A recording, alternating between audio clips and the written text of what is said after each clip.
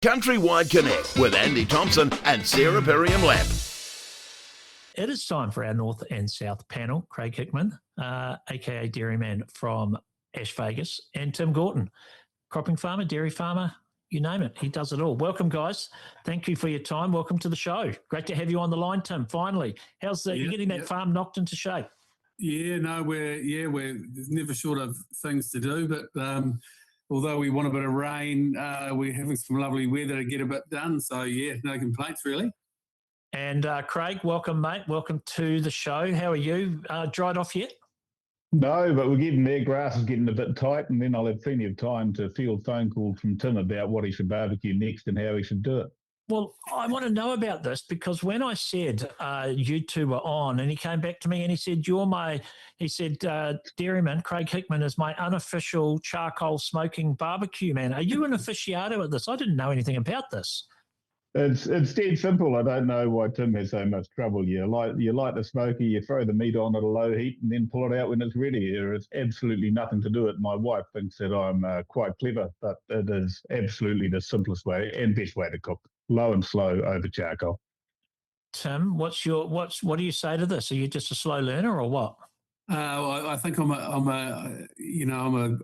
I've got a little bit of sort of perfectionist syndrome or something. I often ask Craig sort of questions and then answer them in the same text message, but I'm just happy he gets back to me most of the time. It makes me feel some love. Well, Craig, then what is the secret? Because it's in the wood, the smoke. What is your trick here? To not be a perfectionist, I think. It's just to be chill. I mean, if it's 110 degrees or it's 130 degrees, it doesn't matter. The meat will be ready when the meat's ready. So the only trick is to, I would say, not set an end time. It'll be ready when it's ready, and if you're looking, you're not cooking, as they say. So don't open it. Don't open it. Just let it be. So do you just go with a standard charcoal barbecue? Have you got a fancy smoker, or have you just got your, like the old-fashioned barbecue? No. I built a drum smoker out of a 44-gallon drum. That's what I use. Okay, Tim, what's your weapon of choice? Well, I similar to Craig, I saw him go through the joys of building that smoker, and I went online and bought a pre-made one called a Oklahoma Joe Bronco, and same sort of thing as Craig's, except I cut a few corners and just took about 20 minutes to put it together with a screwdriver. Okay, right. Okay, fair enough. That's probably what I would do, to be fair. Although I do have one. I actually won a Weber at a cricket match, which I took down to the Mai. You guys have inspired me that I probably need a Weber charcoal barbecue. You probably inspired me. I need to go bring it home maybe and have a go at it. Those wee kettle barbecues are brilliant for cooking, for smoking and searing. You can do anything on them, so you need to take it home, buy yourself with some more charcoal, and get into it. Maybe somebody will give you some home kill, and you can impress everybody with your skills. Well, when I bring it home next time, I will drive past your place because I know where it is, and you can give me home kill like you did last time, Craig Hickman. Hey, now you're famous with your Dairyman TikToks for winding up people about butter. You're quite good at it, by the way. I'm interested in your thoughts on this American butter hitting New Zealand shelves. We're going to have a taste test next week on CountryWide Connect, but have you tried it? I have. I went and bought some. Great content, see what all the fuss is about. And it's like butter, but less. It's not as buttery as our butter. I mean, you can tell as soon as you open the package, of course, that it's grain fed. I mean, it's perfectly fine if that's what people want. The price point was absolutely wrong. Now that you can get it for $4, I think people should be going there and stocking their freezers up. But it was purely about profit. It wasn't about giving. It was never about giving consumers choice. They managed to get it because of the price differential between New Zealand butter was so expensive, oversupply in the US. Their butter was slightly lower in price, so that price differential allowed them to bring it in. Plus, on top of that, it had a use-by date of 3 months after it was packaged. Butter typically has a 18-month shelf life. This had a 3-month shelf life, so I guarantee you they got it dirt cheap, and then played the margin game. It was arbitrage, but with butter. Okay. Did you try it, Tim? Have you caught up with the American butter? No, no, being an open country supplier, I've got so much butter to get through just personally that I haven't actually gone into town to get any. But yeah, obviously grain feed and whatnot, I'd say that they're different product than New Zealand, but it would be certainly nice to see some of these New Zealand products on the shelves. Yeah, like open country butter. I mean, isn't that great? We've got this open country butter, which Tim is happily eating. It's no other Kiwi will get to have because it's all being exported. Shameful, I say, shameful. I say that tongue in cheek because, of course, now Fonterra have joined the game of also not supplying the domestic market because that's not where the money is. Yeah, but the open country butter, as you said, is exported, but certainly you can get plenty of that open country cheese though, can't you, Tim? Yeah, again, that 95% of that I think is exported, but yeah, as a producer of or supplier to open country, we get a good deal on the cheese. So that's you've got the workshop fridge is packed full of all the essentials. Absolutely. So it should be. I want to talk a little bit of the local government reform. What have you made of it, Tim? Well, I mean, I don't know, I'm not an expert in the area, but I think streamlining, if you think 5 million people in New Zealand, 77 separate councils or whatever it is, I think it's probably something that can be worked on to make it, run a bit better, cheaper, and maybe a little bit more centralisation, but, other people might have an opinion on that. But it certainly seems to be a pattern that things aren't improving over time, whether it's infrastructure or your rates and bang for buck. Yeah. So no, I'm probably behind, making things a bit more streamlined. Can't get any worse. Craig, what about you? Have you followed it? What's your thoughts on the proposed reforms from the government on local government? Well, it's interesting, isn't it? Because ECAN never operated better or more efficiently than when it was under statutory management, when Kegel took over and pulled ECAN up from being the bottom performing regional council to the top.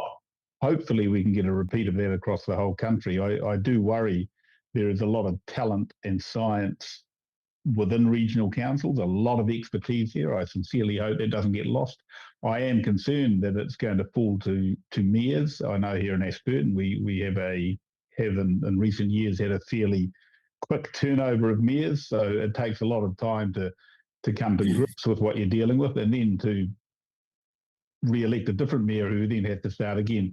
It does concern me that institutional knowledge will be going and won't be easily replaced, but the current system isn't working as intended, so I guess we'll wait and see. It's going ahead.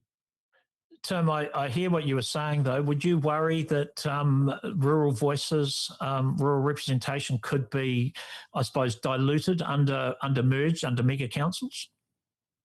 Yeah, I do. Yeah, I think that's got to be something that's definitely taken into consideration, and that needs to be voiced. However they go about all this sort of stuff, it needs to be, particularly those provincial areas. They need to have a solid representation. It's easier when you're in a city and all that. Everyone's sort of in one sort of, I don't know, one sort of basket. But yeah, provincially things are quite different. 20k down the road, and it's important that those provinces are heard. Yeah.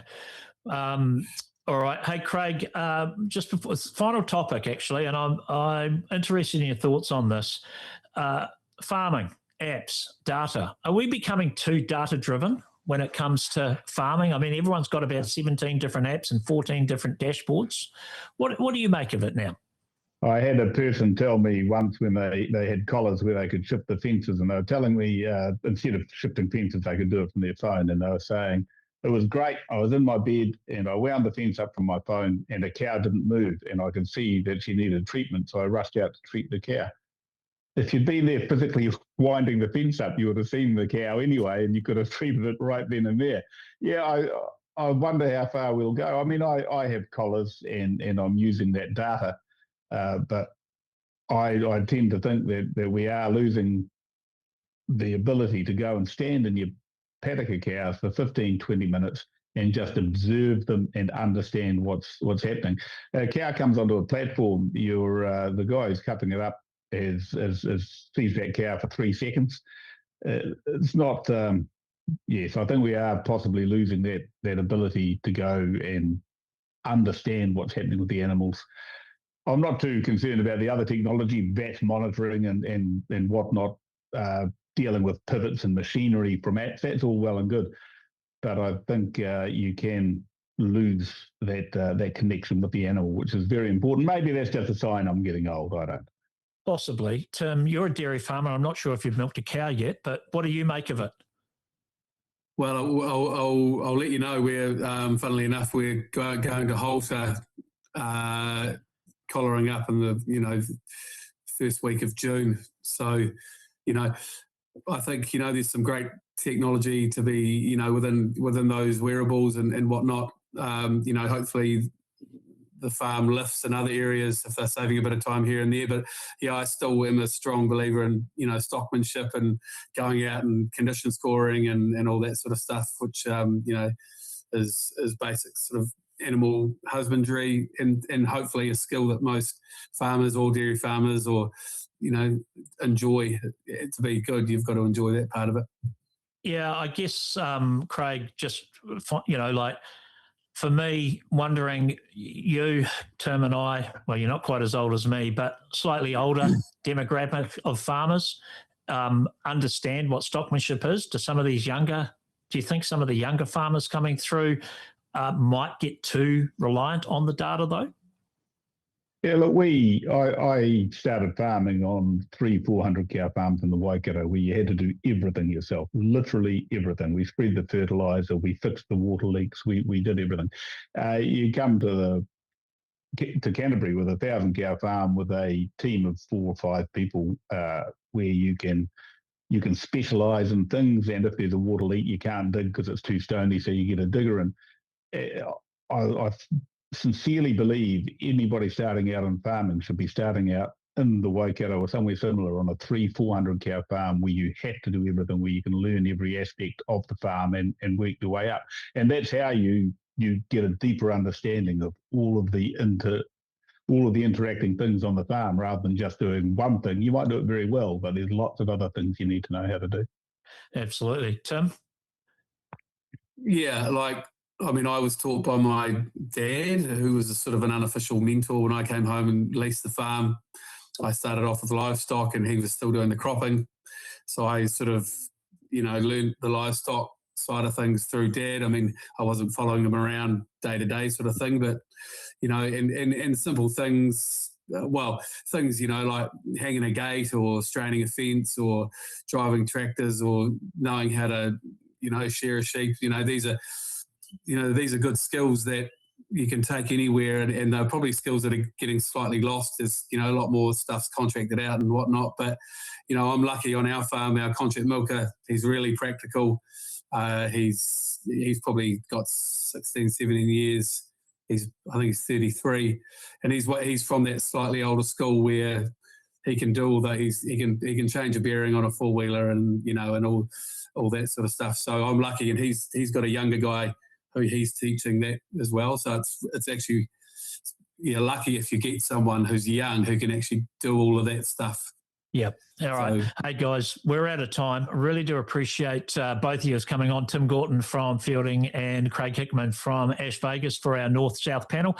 Have a great day, guys. We'll get you on again. Thanks so much. Cheers. We'll chat and keep barbecuing, smoking. Have a good one. Sweet. Absolutely. Craig. Thanks, Andy. CountryWide Connect with Andy Thompson and Sarah Perriam-Lampp.